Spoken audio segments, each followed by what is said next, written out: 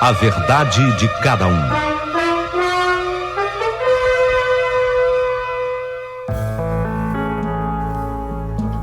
Eu não entendia o que o diabo daquele cara, o Edgar, ele tinha poderes sobre mim. E eu não tenho outra palavra para poder definir que não seja poderes sobre mim. Eu ficava trêmula. A minha carne tremia quando eu o via. Quantas e quantas vezes eu, ali da cozinha, que tinha uma grande janela, eu espiava, dando suas braçadas na piscina. Eu ficava louca. Mas naquele dia, exatamente naquele dia, a coisa teria mesmo que acontecer, porque a proximidade foi muito grande, houve o toque físico. E não há toque físico mais íntimo, na minha opinião, do que amor de escada. Você sabe o que é isso? Você maluca por um cara e de repente, de surpresa, ele vem mordiscar a sua nuca. Foi aí que eu parei. Foi aí que eu parei de propósito, porque quem quiser seguir daqui para frente, siga.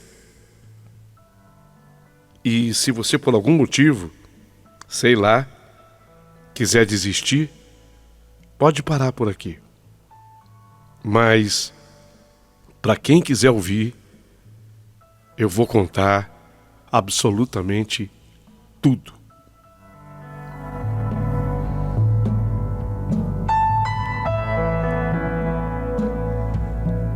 Eu estava na cozinha, cortando o melão para fazer o suco para ele. E eis que de repente eu senti um grande arrepio. Era minha nuca sendo mordiscada. Meu Deus, o que foi aquilo? Automaticamente a faca que eu usava para descascar e cortar a fruta caiu na bacia metálica da pia. Eu ainda ouço aquele barulho. Ele bem que poderia ter me despertado daquele torpor. Só que não. O barulho não me despertou do torpor. Senti o meu corpo inteiro estremecer. A mordiscada da nuca, de repente, avançou para o lóbulo da orelha. E no que eu tentei me desvencilhar, se é que realmente esse foi o meu objetivo, eu praticamente ofereci a minha boca para que fosse beijada. E foi uma loucura tudo o que aconteceu daí para frente. Senti os braços musculosos de nadador do Edgar me envolverem. Senti-me indefesa, tal qual uma presa que se oferece a seu predador. Ele passou a mão por baixo da minha saia e eu senti o elástico da minha peça íntima ser esticado até que se quebrou. Ele quebrou aquele elástico da calcinha. Sem cuidado, absolutamente sem qualquer cuidado. Ele me tirou do chão pela cintura e me colocou sobre a pia. E ali mesmo, na cozinha, eu senti o momento em que nossos corpos se misturaram. Era ele dentro de mim. Ele me possuiu de um jeito que jamais havia acontecido em toda a minha vida. E eu resumo tudo numa frase. Foi êxtase. Êxtase total. Eu não sei quantas vezes eu atingi o máximo do prazer. Eu ia ao céu e voltava ao céu, voltava para a terra. E isso foi se repetindo por várias e várias vezes seguidas. Quando tudo terminou, sequer eu via o Edgar. Ele se vestiu com uma rapidez tremenda e saiu. Eu ainda ofegantemente respirava, tentando entender tudo o que havia se passado. Eu estava ofegante. Eu desci da pia e procurei por ele. Na verdade, ele já tinha saído da mesma maneira sorrateira de como ali havia entrado. Eu fiquei pensando em tudo que tinha acontecido. Tão arrependida quanto alguém que pula do alto de um penhasco e na metade da queda se pergunta: meu Deus, o que eu fiz? Se eu pudesse voltar, meu Deus, o que eu fiz? Eu pulei. Mas sabe, agora é tarde demais. Você já está em plena queda. Mas por incrível que pareça, apesar desse sentimento que vinha primeiro, vinha um segundo. O de felicidade por ter provado tudo aquilo. Sensações e sabores apenas sentidos pelos piores pecadores que, mesmo certo dos castigos vindouros, ainda assim prefere experimentar o profundo gosto do gozo. Eu ainda tremia. Na verdade, a minha carne tremia de maneira involuntária quando eu entrei no chuveiro. E eu temia tudo que viria dali para frente. Porque eu tinha a dimensão do tamanho do erro. Eu tinha a dimensão. Eu não era uma tola e nem era uma menina. Uma mulher, quando atinge os seus 30 anos, ela sabe perfeitamente o que faz. Eu refletia sobre quantas traições eu havia cometido naquele meu ato, num ato só. Quantas traições cometidas? Conta comigo. Eu tinha traído a Heloísa, a minha cunhada, que me havia acolhido em sua própria casa e de uma maneira tão amorosa, né? Eu tinha traído o Nelson, meu marido. Eu tinha traído tudo o que eu havia aprendido em casa com a minha família. E o pior, havia traído a mim mesma, que nunca em minha vida tinha imaginado que eu fosse capaz de fazer uma barbaridade daquelas. E agora? E agora, eu pergunto. Bom, eu já tinha pulado do penhasco. Agora é me preparar, porque quando eu bater na pedra lá embaixo, eu acho que não vai sobrar nada. O que você acha? O que você acha? E foi nessa hora, ainda no interior do banheiro, que eu fiz uma oração estranha. Para dizer o mínimo sobre a oração, eu vou te chamar de oração estranha. Eu orei assim: Senhor, meu Deus, eu estou muito arrependida de tudo que eu fiz. Eu sei que dificilmente terei o perdão das pessoas desse mundo, mas também sei que o Senhor é capaz de tudo perdoar. Então, peço-lhe perdão por tudo, mas sei que não posso sair dessa ilesa. Então, Senhor, então, Deus, envia-me um sacrifício, um grande sacrifício. Por favor, Deus, envia-me um sacrifício, um grande sacrifício que eu possa fazer em pagamento do meu grande pecado. Aqui uma pausa. Alguém já fez uma oração assim? Mas não da boca para fora, estou falando passando pelo coração. Eu implorava a Deus que me mandasse um grande sacrifício para que eu começasse a pelo menos dar a entrada, a primeira prestação daquele pagamento que eu tinha que fazer. Fiz aquela oração com sentimento, chorando muito, mas fiz com verdade. E tanto que depois que eu saí do banho, eu estava, de certa forma, me sentindo melhor. Eu estava aliviada.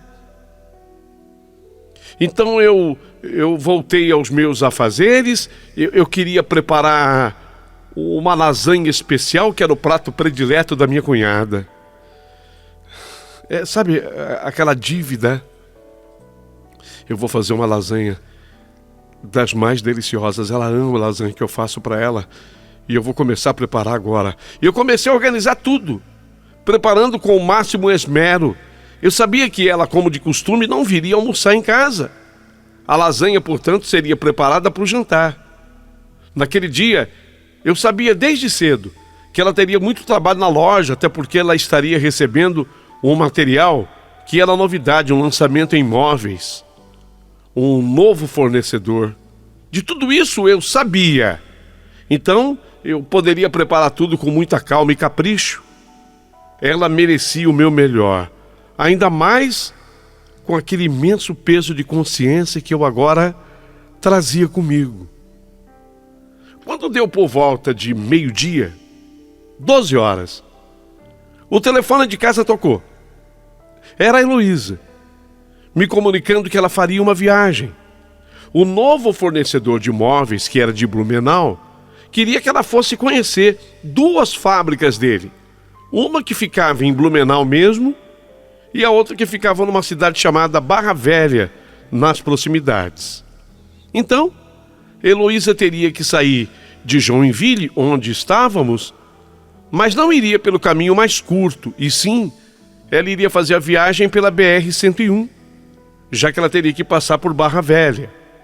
Ela chegaria em casa por volta de 20 horas, 8 da noite, já que só de estrada ela ia gastar 4 horas aproximadamente, entre ida e vinda.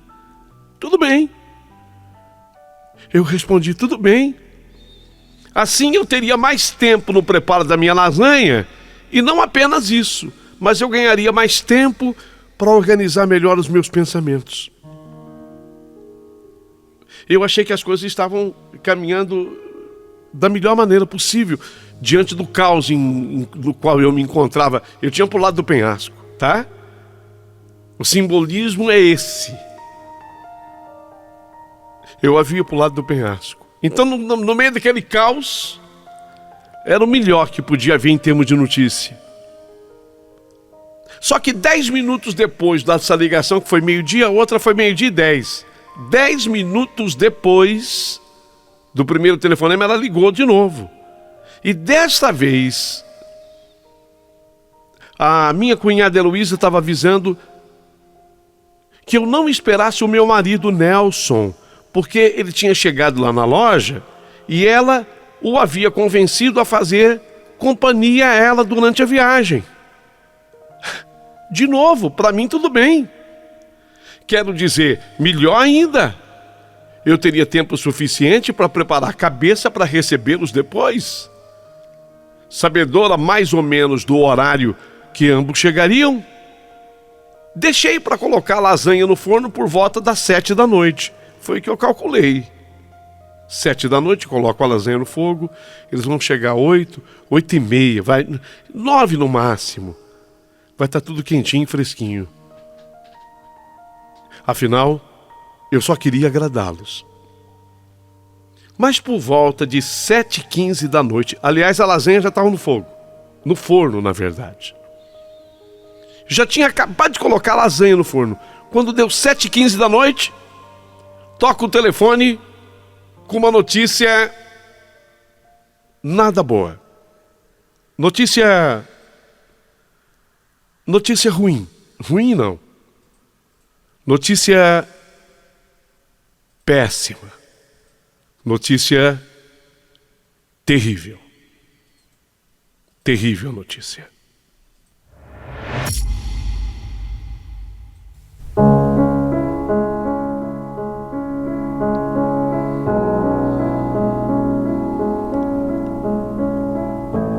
Na BR-101, no trecho de uma cidade chamada Gaspar, próximo ao Trevo, Um pavoroso acidente havia acontecido. Ao passar num buraco, o carro dirigido pela Heloísa, minha cunhada. Ele passa no buraco, ela perde a direção e o carro acabou colidindo de frente com um caminhão. Acidente gravíssimo. Grandes multas.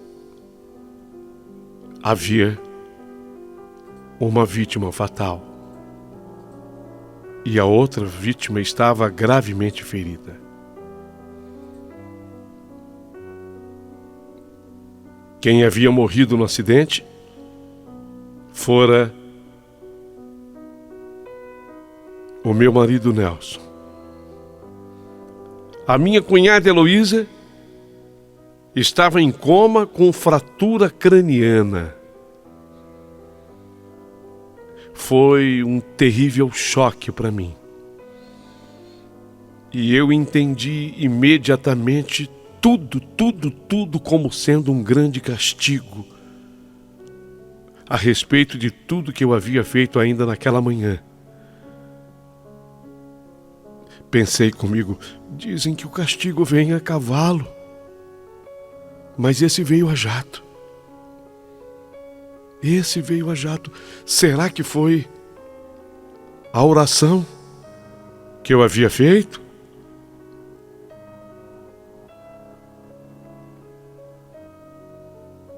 Esqueci a lasanha no forno. Só fui despertar com aquele cheiro de queimado, sabe? Meu Deus, ainda por cima quase que eu coloco fogo na casa.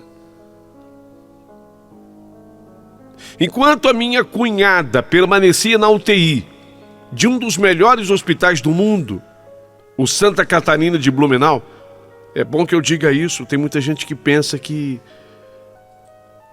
o sul do Brasil não é bem assistido em termos de saúde, é maravilhoso. Hospital Santa Catarina de Blumenau. Eu tive que sozinha correr atrás de todos os preparativos para o sepultamento do Nelson, o meu marido. É preciso que eu diga que da família deles, só os dois, só ele e a irmã, só os dois. A irmã e ele agora. Quer dizer, mas ele estava morto. O Nelson estava morto. Não foi fácil. E o que é pior, o Edgar ele compareceu ao velório do meu marido.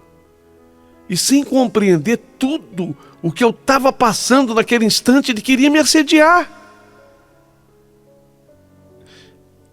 Agora ficou melhor, né? Tá viúva. Depois tem jeito. Eu nessa hora questionei, você não tem sentimentos? Você não tem sentimentos não, Edgar? Você não é gente. Ele preferiu não responder. Depois do sepultamento do Nelson, obviamente que eu corri para Blumenau para ser acompanhante da minha cunhada no hospital. 5 dias depois, ela recobrou a consciência. E chorava e me apertava a mão como forma de agradecimento porque eu estava ali. Falava com dificuldade porque a questão dela foi na fala. Ela falava com dificuldade, mas eu entendi. Se não fosse você, se não fosse eu. Ela queria dizer, se não fosse eu, ela estava perdida. Eu procurava retribuir o gesto, mas mal ela sabia que eu tinha uma tonelada de culpa sobre mim. E o que eu mais precisava era do seu perdão. Mais 3 dias, e ela foi transferida para o quarto. E dava amostras de que pudesse se recuperar, o que era espetacular. Ela me perguntava se estava tudo bem, com todas as dificuldades na fala, e eu dizia que sim. Só me doía demais o coração quando ela queria saber do Edgar, o namorado dela. E o Edgar? Eu respondia com evasivos do tipo: não, tá bem, não se preocupe com ele não, ele é jovem, ele se vira. Se preocupe única e tão somente com você, Heloísa. Você tem que pensar em você agora, tá? Esquece o resto. Era a forma que eu tinha escolhido para ir alertando sobre o caráter do sujeito. O jeitão que eu tinha encontrado para ir abrindo os olhos dela. Se bem que eu sei que você que está me ouvindo e está ouvindo o meu relato também pensa sobre o meu caráter, eu sei. Ao todo, Heloísa ficou 43 dias internada no Hospital Santa Catarina de Blumenau. Quando finalmente teve alta, a ambulância a trouxe para casa. Isso mesmo, não exagerei. Ela não veio em carro comum. Ela foi trazida de ambulância, porque ela não poderia fazer a viagem em carro comum. A minha cunhada havia ficado com sequelas, estava acamada. Ela havia sofrido demais no acidente e ficara com sequelas seríssimas. Ela tinha perdido um rim, perdera também mais da metade do fígado, ficou com dificuldade na fala, porque o traumatismo craniano havia atingido uma parte responsável pela fala no cérebro. Seus pulmões ficaram comprometidos e fizeram água. Seu estado de saúde não era nada animador, sem contar vértebras que ela tinha fraturado também. Na coluna, eu digo. Eu ficava 24 horas do dia cuidando dela. Sabe, um bebezinho? Ela era um bebê. Eu ficava cuidando dela, eu ficava 24 horas do dia cuidando dela. Só me doía o coração e tinha hora que eu pegava aquela faca na cozinha e tinha vontade de enfiá-la em mim mesma. Quando ela pedia suco de melão. Eu ia fazer o suco de melão e eu lembrava daquelas cenas terríveis vividas por mim no dia em que a tragédia aconteceu. Você faz um suco de melão para mim? Hein, cunhada? Eu vou fazer. Nessa hora eu senti uma pontada no coração, um solavanco no coração. Mas tudo que eu fazia por ela, pela Heloísa, eu fazia com muito amor e ao mesmo tempo implorando o perdão de Deus pelo que eu tinha feito com ela. Na manhã do dia tragédia se abateu, aquela cena, aquilo tudo que eu havia feito não saía da minha mente. Era disso que eu me lembrava. Eu sei que muitos de vocês querem saber, e o rapaz, e o Edgar? E o Edgar? Ah, sim. Ele estava presente em tudo isso. Ele de vez em quando aparecia em casa, dizia que era para visitar a Heloísa, mas eu sabia que era para tentar alguma coisa comigo. Tanto que ele me agarrava em outros cômodos da casa e eu fugia dele. Apesar de eu ter gostado de quando tudo aconteceu. Eu não posso mentir. Eu não tinha mais cabeça para viver nada parecido com ele outra vez. Mas eu tinha gostado. Agora eu fugia dele. Já depois de uns 2 meses em casa, a Heloísa acamada em casa há mais de 2 meses, a Heloísa chamou a doutora Patrícia, sua advogada de confiança. A advogada que cuidava de todos os negócios dela, da loja inclusive. Ela chamou a doutora em casa, a doutora Patrícia. E ficou horas trancada com a doutora Patrícia no quarto, ditando um documento para ela, enquanto eu cuidava da casa. Eu só sei dizer que esse documento ficou pronto. Depois disso, vi algo acontecer que até aquela data eu nem sabia se era possível isso. A doutora Patrícia trouxe o doutor Estevão, o tabelião, responsável do cartório de notas do município, em casa. Ele veio atender a domicílio. Eu não sabia que o cartório ia na casa.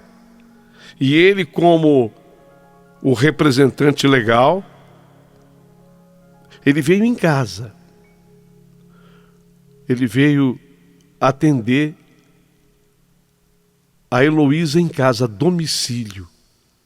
O tabelião veio em casa. Nesse dia que ele estava em casa, eu fui chamada por eles ao quarto. E eu comecei a tremer quando vi que o assunto era muito sério e me envolvia. Como assim? O assunto era muito sério e me envolvia.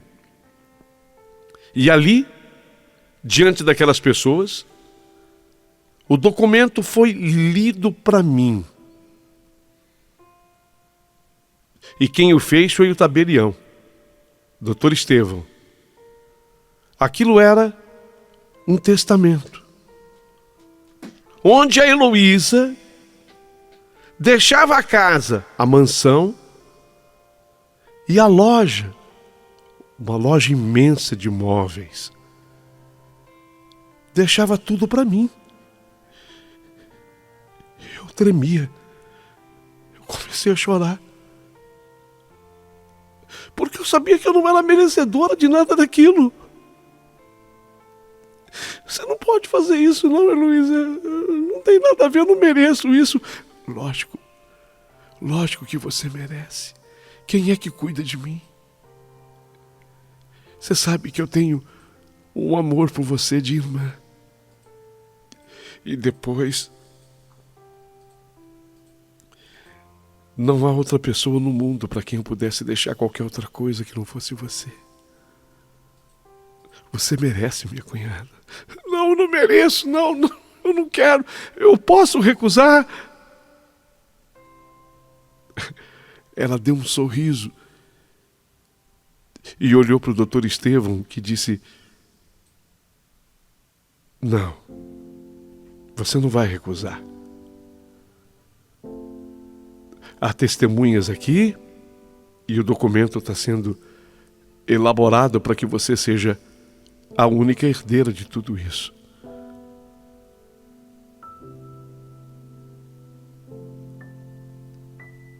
Vamos assinar?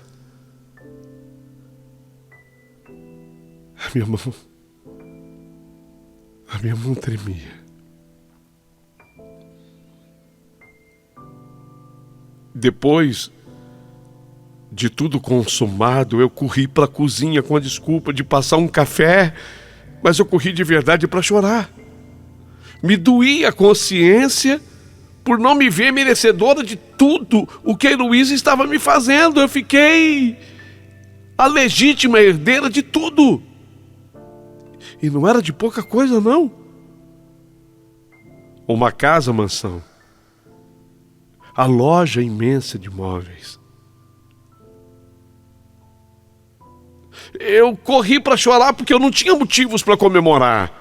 Mas tudo corroborava para que eu ficasse ainda mais impressionada com o que estava me acontecendo num tempo relativamente curto, um tempo curto demais. Que virada era aquela? Que virada era aquela? O mais impressionante disso é que a Heloísa, ela havia sido comunicada pelo seu médico de que ela não teria muito tempo de vida pela frente. Por isso, ela apressou tudo. Ela apressou tudo, a feitura, a execução do documento. Ela apressou, porque alertada tinha sido pelo médico que o tempo dela era curto. Tanto que após a feitura do documento, passado 4 meses, a Heloísa veio a óbito. Quando eu entrei no quarto e o médico me avisou que não havia mais o que fazer por ela, já não havia mais sequer a pulsação, ele me deixou a sós com a Heloísa. Ele me deixou a sós. E foi nesse momento que eu chorei. E a sós com ela eu pedi perdão por tudo que eu tinha feito. E eu não sei se ela conseguiu escutar. Mas eu contei tudo que se passou segurando a mão dela, que estava quente ainda, a mão dela estava quente, com a temperatura normal. A mão dela estava com a temperatura normal, eu contei tudo.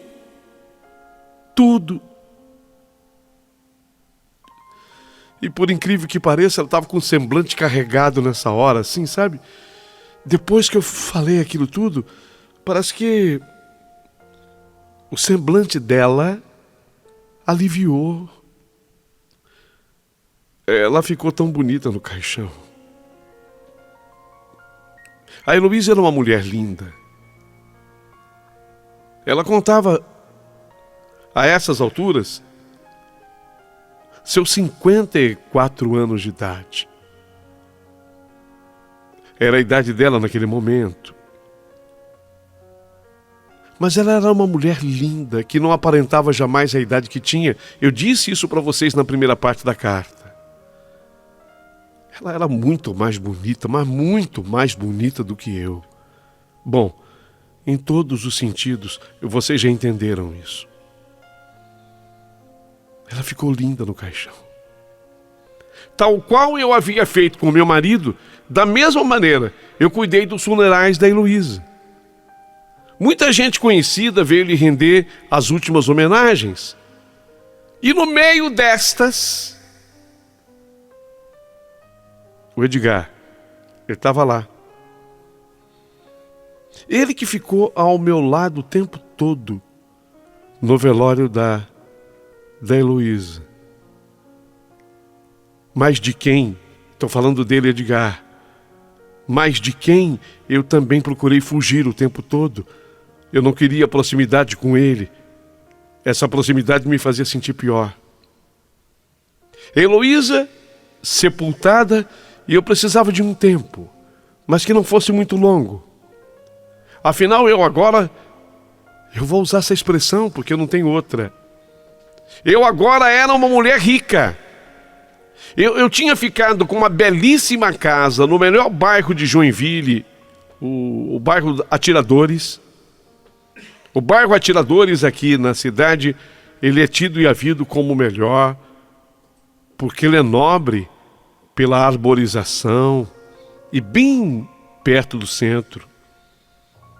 Eu havia ficado com uma loja maravilhosa de móveis, uma loja que tem duas repartições, uma parte é de móveis modernos e a outra parte é de móveis coloniais. O gerente da Heloísa me assessorando e falando: olha, dona Leila, agora é só a senhora administrar. A senhora terá toda a estabilidade e o que é melhor. Nenhuma dívida, viu? Tá tudo certinho. A senhora Heloísa era muito correta. Só não deve absolutamente nada. Tudo certo. Impostos, IPTUs. É só administrar. Parabéns. Eu estou pronto para ajudar a senhora naquilo que for necessário. Eu não entendia nada. Eu não entendi absolutamente nada de negócios. Mas o gerente estava dizendo, tá tudo certo. É só acompanhar, administrar. Não há dívida. Eu ficava também pensando, afinal, que destino esse meu? Que destino esse meu? Tudo bem que eu fiz coisas certas e boas, vamos dizer assim, mas eu fiz coisas terríveis. Eu fiz coisas horrorosas. E como é que eu acabei assim? Rica. Rica. Vocês lembram da oração que eu fiz lá?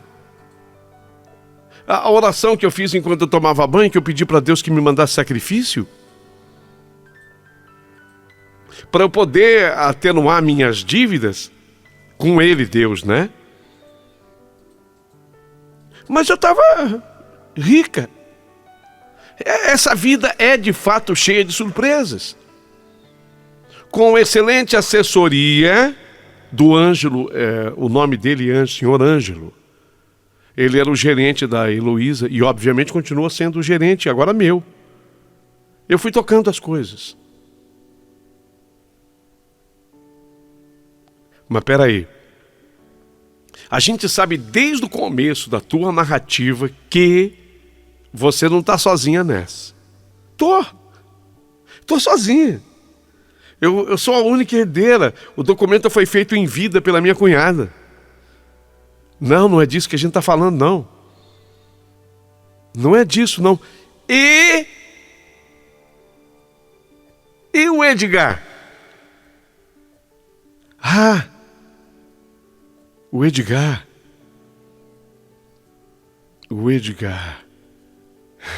Verdade. O Edgar agora ele fazia comigo tudo que antes ele fazia com a Heloísa. Vocês lembram quando eu comecei a narrar a história, que eu falava assim, que o Edgar ele era o homem mais romântico do mundo, que ele levava flores, que ele levava presentinho, que ele visitava a Heloísa toda hora. Então agora não havia mais a Heloísa e ele estava fazendo isso tudo comigo. Me trazia flores.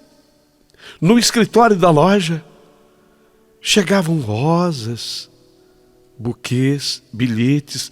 Aliás, os bilhetes mais lindos e românticos do mundo, onde ele dizia me admirar mais e mais.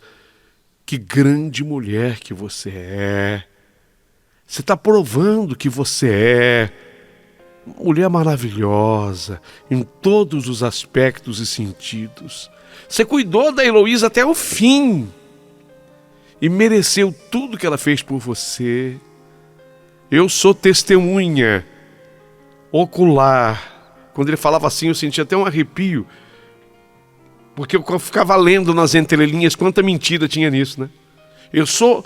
Dizia ele, eu sou testemunha ocular da pessoa maravilhosa que você foi com a sua cunhada, a Heloísa. De início eu repudiava o Edgar. Eu não queria proximidade, até porque sua presença me trazia lembranças terríveis do meu grande pecado. Ele era o meu grande pecado. E disso eu queria distância. Mas ele sabia como agradar. Ele tinha se tornado professor de natação de uma escola de meninos pobres. E ele veio pedir patrocínio na minha loja para uma viagem que ele faria com os garotos para uma disputa regional. Como a abordagem foi diferente e séria, eu acabei patrocinando. E nessa hora eu acabei também me abrindo para ele mais uma vez. Era tudo, ele precisava de um vão, ele achou. Era o vão que ele precisava para entrar de vez na minha vida. A disputa dos meninos deu certo. Os meninos bem treinados por ele ganharam uma taça. E a equipe de garotos inteirinha veio lá na loja, em primeiro lugar veio na loja. Trouxeram a taça para me mostrar eu que era a patrocinadora. Nesse dia, ele me entregou um buquê de rosas e um bilhete lindo para a mulher mais fantástica desse mundo. Com um beijo, Edgar. E ele foi reconquistando a minha admiração, a admiração que eu sentia por ele foi voltando, romântico. Eu nunca vi um homem assim, esses músculos, esse corpo. A minha idade é bem mais próxima, né? Eu só tenho 7 anos mais do que ele. A minha cunhada não. A diferença era de 30 anos. Ele fez com a minha cunhada o que fez, porque também a diferença era muito grande. 30 anos? Mas comigo não, eu só tenho 7 a mais do que ele. E aí, Ele foi entrando na minha vida de novo, e eu fui dando espaço e abrindo. Tudo o que vocês puderem imaginar. E foi assim que aos poucos, um dia, a sunga azul. Outro dia, a touca de natação. No outro dia, a escova de dente, que possui um simbolismo muito grande. Até que ele se mudou para dentro da minha casa. O Edgar estava morando na minha casa.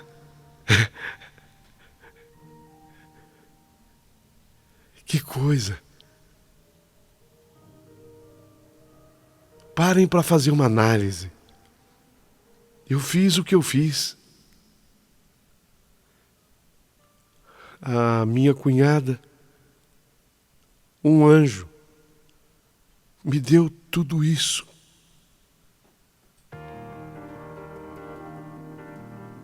Até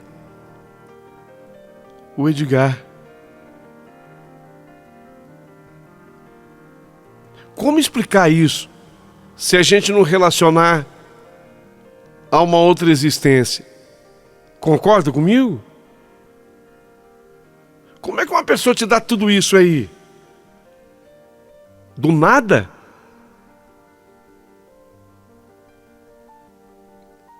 O Edgar agora mora dentro de casa. E se preparem para ouvir a terceira parte dessa minha história. Você não pode perder por absolutamente nada.